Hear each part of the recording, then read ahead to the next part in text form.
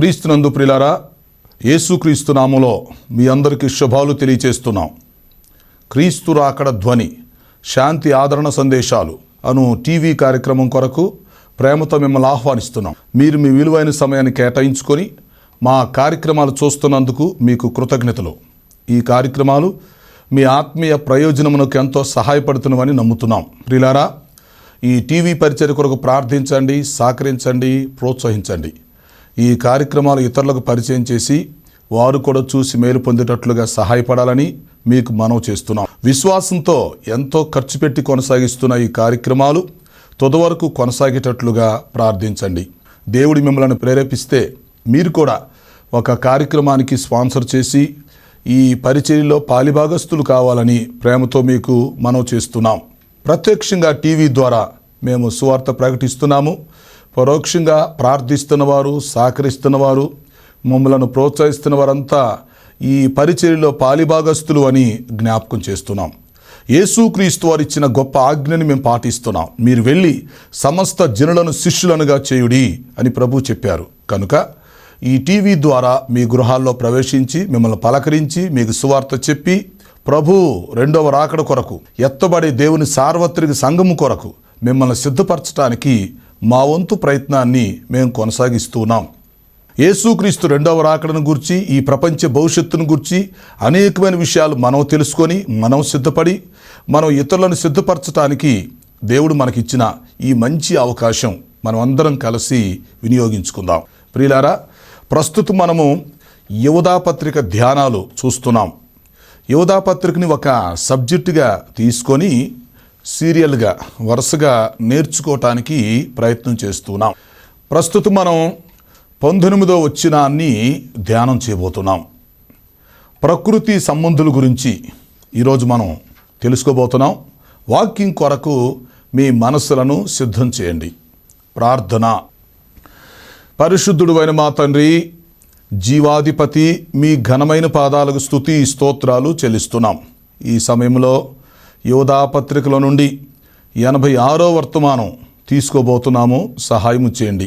ప్రకృతి సంబంధులైన మనుషులను గూర్చి మేము నేర్చుకోబోతుండగా పరిశుద్ధాత్మదేవా, మీరు బోధకులై మాకు బోధ చేయమని మనవి చేస్తున్నాము.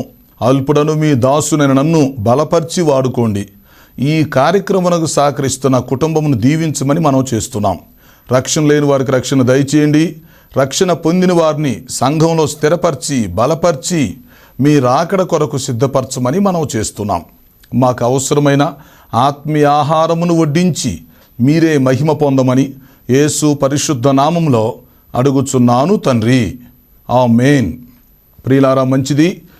కూడి వచ్చిన మీ అందరికీ మరొకసారి శుభాలు తెలియచేస్తూ మిమ్మల్ని వర్తమానం కొరకు ఆహ్వానిస్తున్నాం. ప్రస్తుతం మనము యోధా పత్రిక ధ్యానాలు చూస్తూ ఉన్నాము. 18 వచనాలు మనం నేర్చుకోవటం జరిగింది. ఈరోజు 19వ వచనాన్ని ప్రారంభిద్దాం. ఈ వచనంలో భక్తిహీనులకు సంబంధించినటువంటి 3 లక్షణాలు చెప్పబడ్డాయి. ఈ భక్తిహీనులు ఎలా ఉంటారు? 1, ప్రకృతి సంబంధులుగా ఉంటారు. 2, ఆత్మ లేని వారిగా ఉంటారు. 3, భేదములు పుట్టించు వారిగా ఉంటారు. అర్థం చేసుకోండి. ఈ 3 లక్షణాలను గూర్చి 3 వర్తమానాలు మనం తీసుకోబోతున్నాం. సో ఈ 19వ వచనములో భక్తిహీనులైనటువంటి వారు ప్రకృతి సంబంధులుగా ఉంటారు అని యోధా తన పత్రికలో సార్వత్రిక సంఘానికి తెలియపరుస్తున్నాడు. గమనించండి. యోధా పత్రిక అనగానే సార్వత్రిక సంఘ పత్రిక, అలాగే భక్తిహీనులకు సంబంధించిన పత్రిక అని మనం అర్థం చేసుకోవాలి. భక్తిహీనులకు సంబంధించినటువంటి సమాచారం ఈ పత్రికలో మనకు ఎక్కువగా దొరుకుతుంది. భక్తిహీనులు అంటే ఎవరు? భక్తిహీనులకు సంబంధించినటువంటి లక్షణాలు ఏమిటి? భక్తిహీనులకు సంబంధించిన కొన్ని ఉపమానాలు, భక్తిహీనులను ఏ ఏ పోలికలతో పోలుస్తారు, భక్తిహీనులుగా ఉండి నష్టపోయినటువంటి కొంతమంది వ్యక్తులు, కొన్ని గ్రూపులు, భక్తిహీనుల యొక్క ఫలితాలు ఎలా ఉంటాయి, ఇలాంటి అనేకమైన విషయాలు యోధా తన పత్రికలో చర్చించడం జరిగింది. పరిశుద్ధ గ్రంథంలో, పాత నిబంధనలో, కీర్తనల గ్రంథంలో, సామెతల గ్రంథంలో మనం భక్తిహీనుల గురించి ఎక్కువగా చూస్తాం. అయితే క్రొత్త నిబంధనలో భక్తిహీనులను గూర్చి మనకి ఎక్కువగా తెలియపరిచేటువంటి పత్రిక యోధా పత్రిక. అది మనం అర్థం చేసుకోవాలి. మీరు వింటున్నటువంటి ఈ యోధా పత్రిక ధ్యానాలు క్రీస్తు రాకడ ధ్వనిలో యూట్యూబ్లో, ఫేస్బుక్లో మీకు అందుబాటులో ఉంచాం. ఆ అవకాశాన్ని మీరు ఉపయోగించుకోవచ్చు. ఓకే, ఈ క్రీస్తు రాకడ ధ్వని యూట్యూబ్ ఛానల్ని మీరు సబ్స్క్రైబ్ చేసుకోవచ్చు. ఇతరులకు కూడా షేర్ చేసి వారికి మీరు మేలు చేయొచ్చు. ఈ యోధా పత్రిక ధ్యానాల ద్వారా మనం ఎన్నో విషయాలు నేర్చుకుంటాం. మనము శారీరకంగా, మానసికంగా, ఆత్మీయంగా బలపడటానికి, అలాగే వ్యక్తిగతంగా, కుటుంబపరంగా, సంఘపరంగా, సామాజిక పరంగా, సహవాసపరంగా మనం దీవించబడటానికి, భూలోకములోను పరలోకములో కూడా మనం దేవుని ఆశీర్వాదాలు పొందుకోవటానికి, ప్రభువు రాకడ కొరకు మనం సిద్ధపడి మనం అనేకులను సిద్ధపరచడానికి యోధా పత్రిక ధ్యానాలు ఎంతో మనకి సహాయపడతాయి. మొత్తానికి ఈ యోధా పత్రికను ఒక 2 సంవత్సరాలు ధ్యానం చేసి 100 వర్తమానాలుగా మీకు అందించాలని ప్రణాళిక సిద్ధం చేశాం. అందులో ఇప్పుడు 19వ వచనములో 86వ వర్తమానం తీసుకోబోతున్నాం. అవునా? ఈ 19వ వచనంలో ఏం చెప్తున్నాడు? భక్తిహీనులైనటువంటి వారు ప్రకృతి సంబంధులుగా ఉంటారు. మనం మనుషుల గురించి ఆలోచిస్తే పౌలు గారు కొరింథీ పత్రికలో 3 విధాలైనటువంటి మనుషుల గురించి చెప్పాడు. శరీర సంబంధమైన మనుషులు, ప్రకృతి సంబంధమైన మనుషులు, ఆత్మ సంబంధమైన మనుషులు అని విభజించడం జరిగింది. ఈ శరీర సంబంధమైన మనుషులు అలాగే ప్రకృతి సంబంధమైన మనుషులు కలిసి ఉంటారు. వీరే భక్తిహీనులుగా మనకి కనిపిస్తారు. ఇక్కడ ప్రకృతి సంబంధులు అంటే దాన్ని మనం ఎలా అర్థం చేసుకోవాలి? భక్తిహీనులైన వారు ఎవరైనా సరే ఇంచుమించు ప్రకృతి సంబంధులుగానే ఉంటారు. ఓకే, అయితే ఈ ప్రకృతి సంబంధులు మనం అర్థం చేసుకోవడానికి 4 విషయాలు మీరు గమనించాలి. అవి మీ మనసులో గుర్తుపెట్టుకోండి. ఆ విషయాలు మనలో కనిపిస్తున్నాయి అంటే మనము ప్రకృతి సంబంధులం అవుతాం, భక్తిహీనులం అయిపోతాం. మన జీవితాన్ని మార్చుకోవాలనేటువంటి ఆలోచన మనకి రావాలి. సో 4 విషయాలు ఏంటి? మొదటి విషయం ఏంటంటే ప్రకృతి సంబంధులు ఎప్పుడు కూడా శరీరం గురించి ఆలోచిస్తూ ఉంటారు. మీరు గమనించండి. వారు జన్మించినప్పటి నుంచి లేక ఊహ తెలిసినప్పటి నుంచి మరణించేంత వరకు, వారు చిన్న వయసులో కావచ్చు, యవన ప్రాయంలో, నడిప్రాయంలో, వృద్ధాప్యంలో మరణించేంత వరకు కూడా ఈ భక్తిహీనులు, ప్రకృతి సంబంధులు ఎప్పుడు కూడా తన శరీరం గురించి ఆలోచిస్తూ ఉంటారన్నమాట. అంటే వారికి శరీరం ఇంపార్టెంట్. ఈ శరీరానికి ఎలాంటి మంచి ఆహారం పెట్టాలి, తర్వాత ఎలాంటి మంచి ద్రవ పదార్థం దాహం ఇవ్వాలి, ఎలాంటి మంచి వస్త్రాలు దీనికి తొడగాలి, ఎలాంటి నివాసములో నివసించాలి, లేక ఎలాంటి మంచం మీద పనుకోవాలి, ఎలాంటి వస్తువులు ఆభరణాలు ధరించాలి, ఎలాంటి వాహనాల్లో తిరగాలి, ఎలాంటి ఫ్యాషన్స్లో ఉండాలని మొత్తం ఎప్పుడు కూడా శరీరం గురించి ఆలోచిస్తూ ఉంటారన్నమాట. శరీరాన్ని పోషించుకొనడం, శరీరాన్ని సుఖపెట్టడం, శరీరంతో సంతోషించడం, విశ్రాంతి తీసుకోవడం, లేక శరీర సంబంధమైనటువంటి కోరికలకు బానిసైపోవడం. కనుక ఎప్పుడూ శరీరమును గూర్చి ఆలోచిస్తూ ఉంటారన్నమాట. వీరినే శరీర సంబంధులుగా, ప్రకృతి సంబంధులుగా మనం అర్థం చేసుకోవచ్చు. కాబట్టి ఈ శరీరానుసారులు ఏం చేస్తారు? శరీర సంబంధమైనటువంటి క్రియలు జరిగిస్తారు. గలతీ పత్రికలో 5వ అధ్యాయం 19 నుండి 21 వరకు మీరు చూసినప్పుడు ఈ శరీర సంబంధమైనటువంటి మనుషులు లేక ప్రకృతి సంబంధమైన వారు ఎలా ఉంటారో అక్కడ 15 భయంకరమైన విషయాలు చెప్పబడ్డాయి. శరీర సంబంధమైన విషయంలో స్పష్టమై ఉన్నవి అని చెప్పబడ్డాయి. అందువల్ల ప్రకృతి సంబంధులు ఎప్పుడు కూడా ఆత్మ గురించి ఆలోచించడానికి ఇష్టపడరు, పరలోకం నరకం గురించి ఆలోచించడానికి ఇష్టపడరు, మరణం తర్వాత విషయాల గురించి ఆలోచించడానికి ఇష్టపడరు. అసలు దేవుని గురించి, దేవుని వాక్యం గురించి, దేవుని పరిచర్య గురించి, సేవకుల గురించి, సంఘం గురించి ఆలోచించాలనేటువంటి ఆలోచన, ఆ తలంపు వారికి రాదు. వారి ఆలోచన ఏంటి? ఎప్పుడు తన శరీరం గురించి, ఈ శరీరాన్ని ఎలా పోషించాలి, ఈ శరీరాన్ని మంచి బలంగా, ఆరోగ్యంగా, అందంగా ఎలా ఉంచాలి, ఈ శరీరాన్ని ఎలా సుఖపెట్టాలి, ఎలా సంతోషించాలి, ఎలా విశ్రాంతి తీసుకోవాలి, ఎలా బలంగా కనిపించాలి, లేక శరీరంతో ఎక్కువ కాలం ఎలా బ్రతకాలి, ఈ శరీరంలో ఏ విధంగా నేను నా కోరికలు తీర్చుకోగలను అనేటువంటి ఆలోచన కలిగినటువంటి వారు ప్రకృతి సంబంధులు. కనుక భక్తిహీనులు ఏం చేస్తారంటే ప్రకృతి సంబంధులుగా ఉండి తన శరీరం యొక్క ఇచ్చల ప్రకారం నడుచుకుంటారు. అదే భక్తి కలిగిన వారు అనుకోండి, వాళ్ళు ఏం చేస్తారు? ఆత్మ సంబంధంగా నడుచుకుంటారు. అంతే కదా. భక్తిహీనులేమో శరీర సంబంధంగా నడుచుకుంటే, భక్తి కలిగిన వారు ఆత్మానుసారముగా నడుచుకోవటానికి ప్రయత్నం చేస్తారు. అందువల్ల మనం రక్షణ పొందిన తర్వాత, బాప్తీసం తీసుకున్న తర్వాత, దేవుని సార్వత్రిక సంఘంలో సభ్యులుగా చేర్చబడి దేవుని ఆరాధిస్తున్నప్పుడు ప్రియారా, ఇప్పుడు మన శరీరాన్ని బేస్ చేసుకుని ఉండకూడదు. శరీరాన్ని ఆస్వాదం చేసుకొని జీవించటం కరెక్ట్ కాదు. శరీరాన్ని పోషించుకోవచ్చు, మంచి వస్త్రాలు ధరించవచ్చు, మంచి నివాసాల్లో ఉండొచ్చు, పర్వాలేదు. కానీ శరీరమే మోక్షం అన్నట్టుగా, లేకపోతే శరీరమే సర్వమన్నట్లుగా జీవించకూడదు. అది భయంకరమైన పరిస్థితి. కారణం, మన శరీరము మట్టిలో నుంచి వస్తుంది, తిరిగి మట్టిలోకి వెళ్ళిపోతామనే విషయాన్ని గుర్తించాలి. మనం ఒంటరిగా వచ్చాం, ఒంటరిగా వెళ్ళిపోతాం. వట్టి చేతులతో వచ్చాం, తిరిగి వట్టి చేతులతో వెళ్ళిపోతాం. శరీర సంబంధమైన స్వభావం కేవలం నిష్ప్రయోజనం అని మనం గుర్తించాలి. అందువల్ల శరీరానికి మనం ఎక్కువ ప్రిఫరెన్స్ ఇవ్వకూడదు.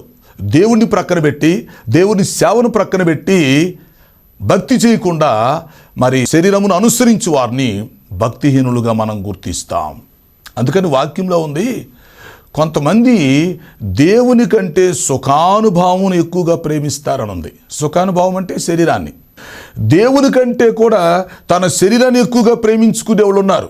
కొంతమందికి వాళ్ళ కడుపే వాళ్ళ దేవుడు, లేక వారి శరీరాన్ని దైవంగా చూస్తారు. ఇది కరెక్ట్ కాదు. ప్రకృతి సంబంధుల్లో మనం అర్థం చేసుకోవలసినటువంటి 4 విషయాల్లో ఒకటేంటంటే, వారు శరీర స్వభావం కలిగిన వారు, శరీరానుసారంగా జీవిస్తారు, శరీర సంబంధమైన కోరికలు తీర్చుకోవటానికి ప్రయత్నాలు కొనసాగిస్తారు.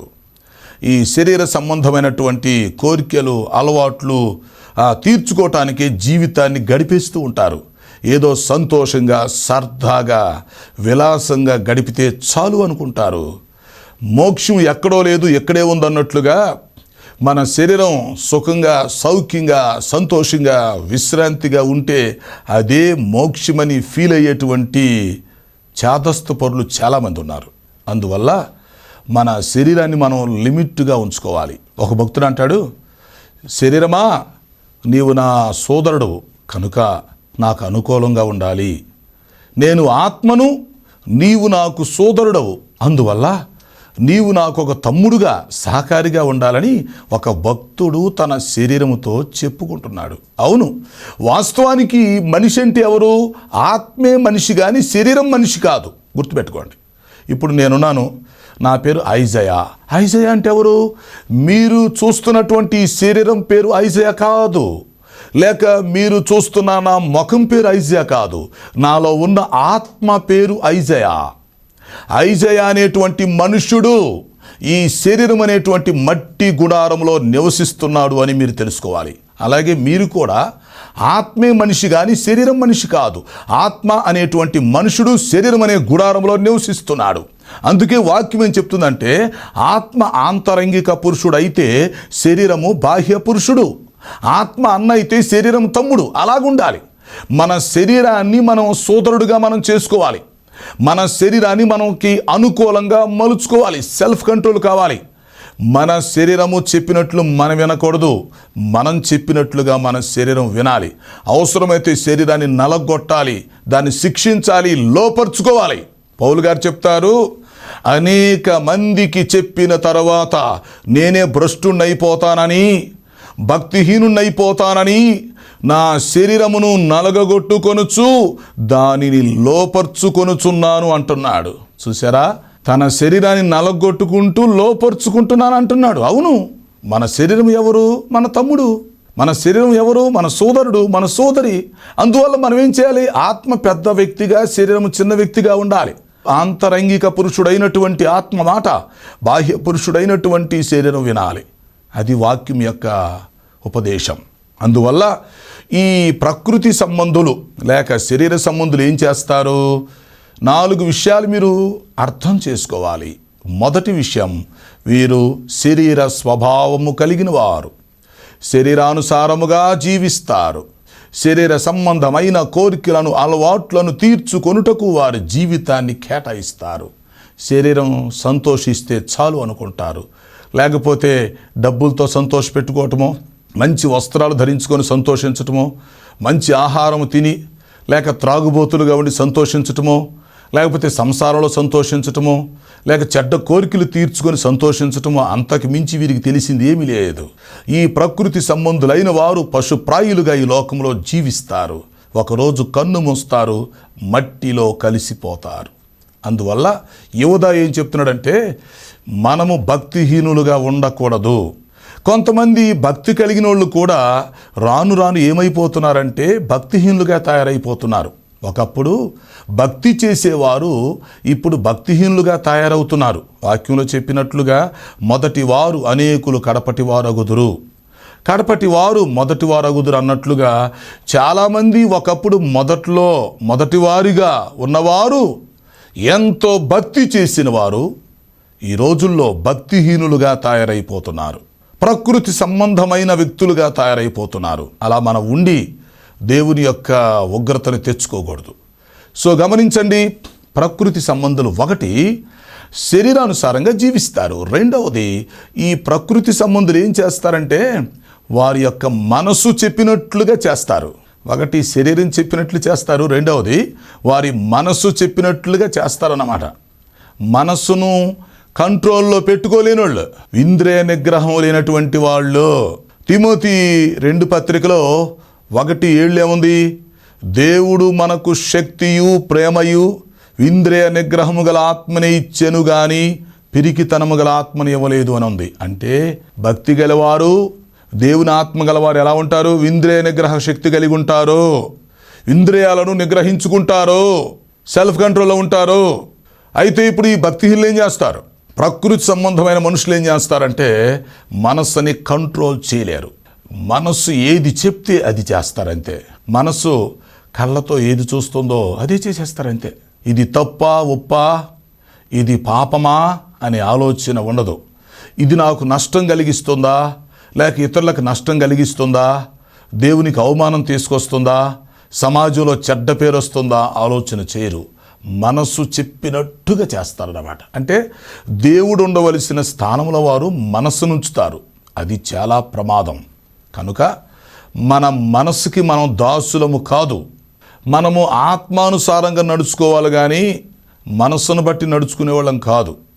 మన మనస్సు నడిచినట్టుగా స్పీడ్గా మనం నడవాల్సిన పని లేదు. లేక మన మనస్సు చెడ్డ మనసై మనకి చెడుతనాన్ని బోధించినప్పుడు దాన్ని అనుసరించవలసిన పని లేదు. అందువల్ల మన మనస్సు, మన హృదయమును మన కంట్రోల్లో ఉంచుకోవాలి. మనస్సుని అదుపులో చేసుకోవటమే గొప్పతనం. వాక్యం ఏం చెప్తుందంటే, పట్టణమును పట్టుకొని వానికంటే తన మనస్సును అదుపు చేసుకునేవాడు గొప్పవాడు. చూసారా? ఒక పట్టణాన్ని పట్టుకోవటం కంటే లేదా ఒక రాజ్యమును జయించటము కంటే తన మనస్సును జయించువాడే గొప్పవాడు. ఇంద్రియ నిగ్రహ శక్తి కలిగి ఉండాలి. మన కోరికలను మనం జయించగలిగి ఉండాలి. దేవునికి ఇష్టం లేని వాటిని మనం అదుపులో పెట్టాలి. అలా జరగాలంటే మన మనస్సు మన కంట్రోల్లో ఉండాలి. అయితే ప్రకృతి సంబంధులు మానసికంగా మనసు చెప్పినట్లుగా నడుచుకుంటారు. ఓకే. మూడవది, ఈ ప్రకృతి సంబంధులు ఏం చేస్తారు? తమ ఇష్టానుసారంగా జీవిస్తారు అన్నమాట. మీరు గుర్తుపెట్టుకోండి. ఎప్పుడు కూడా నా ఇష్టం, నాకు నచ్చినట్లుగా చేస్తాను, నాకు ఏది లాభమైతే అది చేస్తాను, నాకు ఏది మేలైతే అది చేస్తాను, నా ఇష్టం అని ఎవరైతే అంటున్నారో వెంటనే వీళ్ళు భక్తిహీనులు అని మీరు అర్థం చేసుకోండి. నా ఇష్టం అని ఒక వ్యక్తి అన్నాడంటే అతడు వంకరగా మాట్లాడుతున్నాడు, అతనికి పొగరుంది, అది గర్వం అని మనం అర్థం చేసుకోవాలి. కారణం ఏంటంటే నా ఇష్టం అనే హక్కు మానవుడికి లేదు. జనరల్గా మనం ఏం చెప్తాం? ఒక వ్యక్తి మేజర్ అయినప్పుడు నా ఇష్టం అనే హక్కు అతనికి ఉంటుందని మనకి చట్టాలు చెప్తాయి కదా.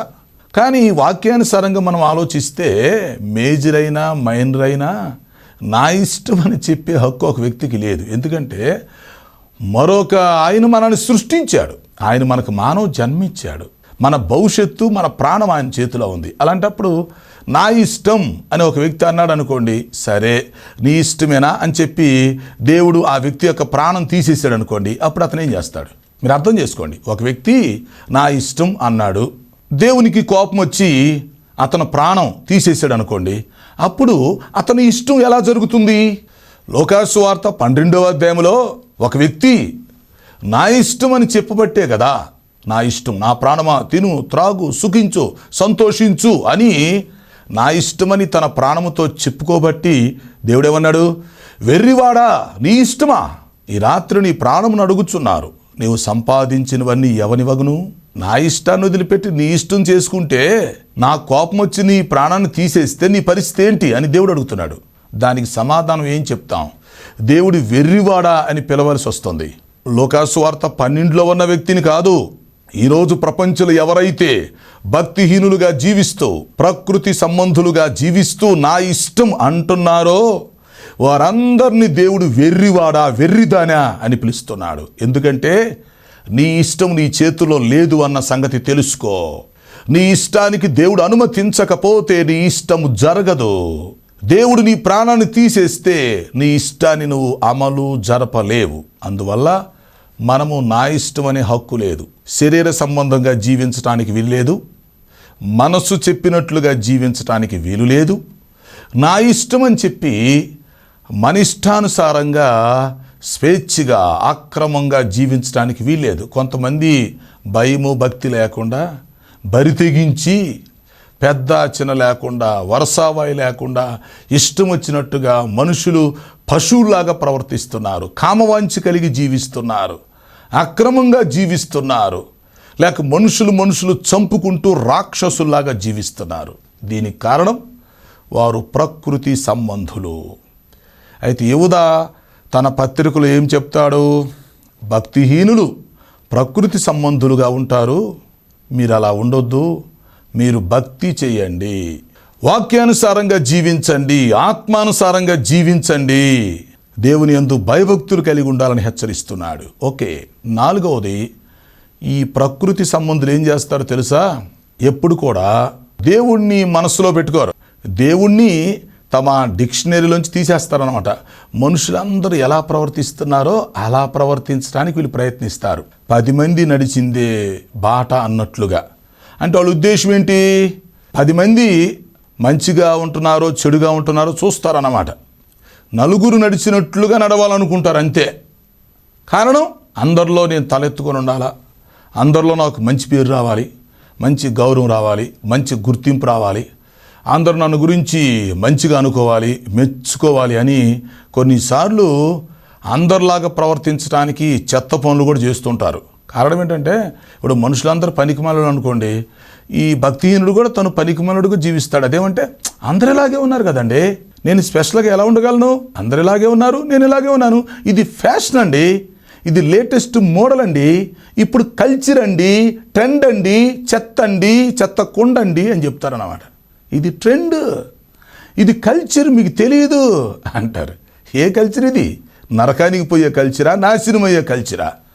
మనుషులందరిలాగా మనం జీవించాలని దేవుడు కోరుకోవట్లేదు. ఎప్పుడు గుర్తుపెట్టుకోండి, మనుషులందరిలాగా మనం జీవించాలని దేవుడు అనుకోవటం లేదా?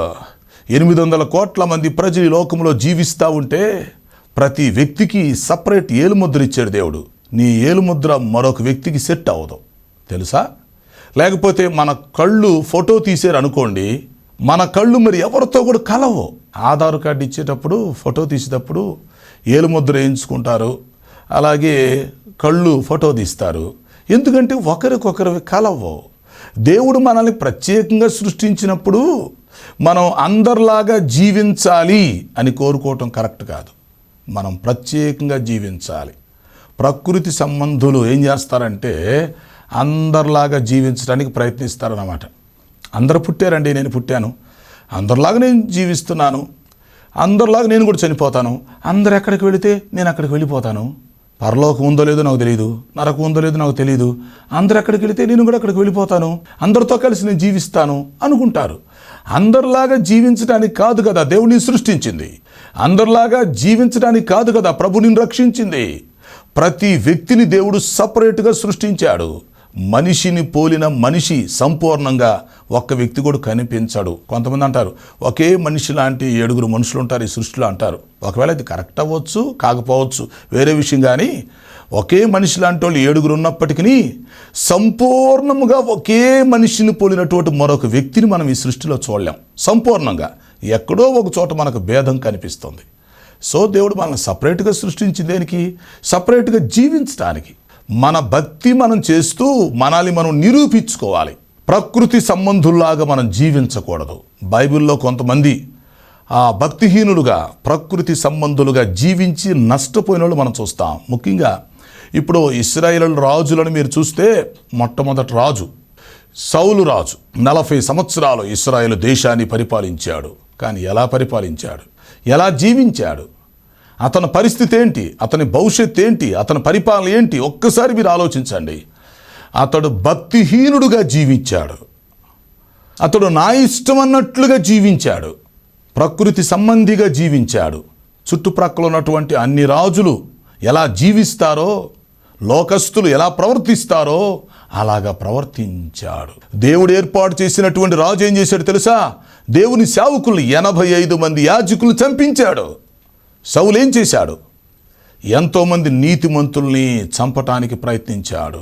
దావీదు మీద అసూయతో అతను చంపటానికి ఎన్నో ప్రయత్నాలు చేశాడు. మొత్తానికి ఏమి జరిగింది? భక్తిగా జీవించవలసిన వ్యక్తి భక్తిహీనుడిగా జీవించాడు. ప్రకృతి సంబంధిగా జీవించాడు. నా ఇష్టం అన్నట్లుగా జీవించాడు. మరి చివరికి తన ఇష్టం జరిగిందా? మీరు ఆలోచించండి. ప్రకృతి సంబంధులు ఎప్పుడు ఎలా ఉంటారంటే శరీరానుసారంగా జీవిస్తారు. రెండవది మనసు చెప్పినట్లుగా నడుస్తారు. మూడవది నా ఇష్టం అంటారు. నాలుగవది నలుగురితో కలిసి ఉంటారు. అంటే మనుషులందరిలాగా నేను ప్రవర్తిస్తాను అనుకుంటారు. సౌలు అలాగే చేశాడు. దేవుడు అన్య రాజుల మధ్యలో దేవుని బిడ్డని రాజుగా చేస్తే అతడు కూడా అన్యులాగా ప్రవర్తించాడు. మరి చివరికి ఏమైంది? తను తన కుమారులు ఒకే రోజు యుద్ధంలో గిల్బోవా పర్వతం మీద మరణించవలసి వచ్చింది. ఇశ్రాయేలు రాజ్యం కుప్పగూలిపోయింది. సౌలు తనకొచ్చి ఆశీర్వాదాలు పోగొట్టుకున్నాడు. లేకపోతే సౌలుని దేవుడు రాజుగా చేయటమే కాదు, అతను వంశానికి వారసత్వంగా రాజరకం ఇచ్చి ఉండేవాడు. కానీ భక్తిహీనత వల్ల పోగొట్టుకున్నాడు. భక్తిహీనుడయి సౌలు రాజ్యాన్ని పోగొట్టుకుంటే భక్తి గలవాడై దావీదు రాజ్యాన్ని సంపాదించుకున్నాడు. మీరు అర్థం చేసుకోండి. అందువల్ల ప్రియ ప్రేక్షకులారా, మనం భక్తిహీనులుగా, ప్రకృతి సంబంధులుగా జీవించకుండా ఆత్మానుసారంగా నడుచుకొనుచు వాక్యానుసారంగా జీవిస్తూ ప్రభు రాకడ కొరకు, ప్రభు రాజ్యం కొరకు సిద్ధపడాలని వాక్యం హెచ్చరిస్తుంది. అట్టి కృపను దేవుడు మనందరికీ దయచేయునుగాక. ప్రార్థన చేసుకుందాం. తండ్రి, నీ పాదములకు స్తోత్రము చెల్లిస్తున్నాం. ప్రకృతి సంబంధమైనటువంటి మనుషులు ఎలా జీవిస్తారో మాకు జ్ఞాపకం చేసినందుకు మీకు వందనాలు. భక్తిహీనుడిగా సౌలుని, భక్తి కలిగిన వ్యక్తిగా దావీదుని మేము ఉదాహరణగా తీసుకోగలుగుతున్నాం. ఈ వర్తమానం ద్వారా ప్రియ ప్రేక్షకులను దర్శించమని మనం చేస్తున్నాం. రక్షణ లేని వారికి రక్షణ దయచేయండి. సమస్యలతో, అనారోగ్యతతో, అవసరాలతో వారికి సహాయం చేసి మహిమ పొందమని యేసు పరిశుద్ధ నామములో అడుగుచున్నాను తండ్రి. ఆమేన్. తండ్రి, కుమార, పరిశుద్ధాత్మ త్రియేక దేవుని దీవెన మనకు తోడే నడిపించునుగాక. ఆమేన్, ఆమేన్. ప్రియులారా, ఈ కార్యక్రమాలకు మీరు స్పాన్సర్ చేయాలనుకున్నట్లయితే మా సెల్ ఫోన్కి SMS ఛానల్ మీకు మనవి చేస్తున్నాం. 9440402368 9440402368. Thank you all.